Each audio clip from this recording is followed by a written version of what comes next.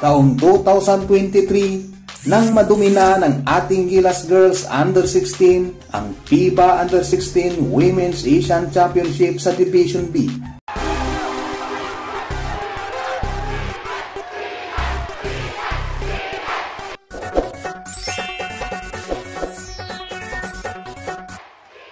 Ang pagkampiyon ng ating kupunan sa naturang division ang nagbigay daan para ma-promote ito sa Division A.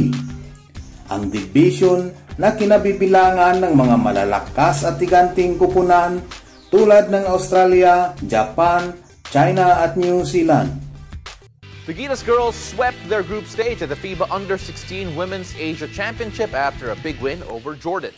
Ang tagumpay ng ating Gilas Girls Under 16 noong 2023 ay hindi lang tagumpay nating mga Pinoy basketball fans, kundi tagumpay na rin ng mga basketball career ng mga player na kabilang sa naturang lineup. Isang malakas na lineup noong 2023 sa tulong ng PhilAm Nation na kinabibilangan ng mga piling-pili na mga batang manlalaro mula sa iba't ibang sulok ng mundo tulad nina Eva Pajardo, Sophia Canendo, Nabi Smith at Ryan Naer.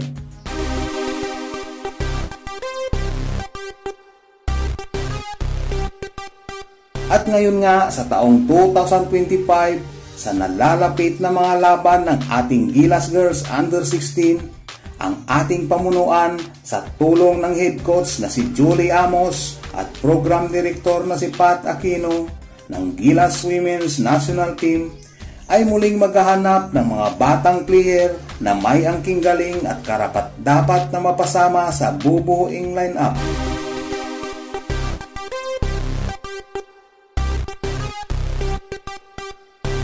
Ang dalawang araw na tryouts para sa mga local player ay itinakda ng Samahang Basketball ng Pilipinas para sa ating Under 16 squad simula sa April 7. Medyo malapit na to mga boss, ilang linggo na lang. Ito'y gaganapin sa Rizal Memorial Coliseo at ang mga aplikante na gustong mag-audition ay dapat ipinanganak bago mag-January 1, 2009.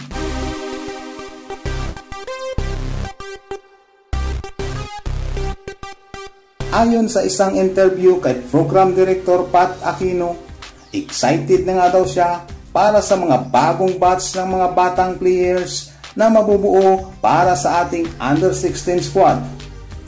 Hindi lang naman siyang excited mga boss, tayo din naman. Dahil after 2 years, muli nating makikita ang Under 16 squad sa isang FIBA tournament. At ang pinaka-exciting dito, first time makipag-compete ng Gilas Girls Under 16 sa Division A na tulad nga ng nabanggit ko kanina, ito ang division ng mga malalakas na kupunan sa Asia at Oceania. Ang schedule nga pala ng tournament na ito mga boss ay hindi pa ina-announce pero gaganapin ito sa bansang Malaysia.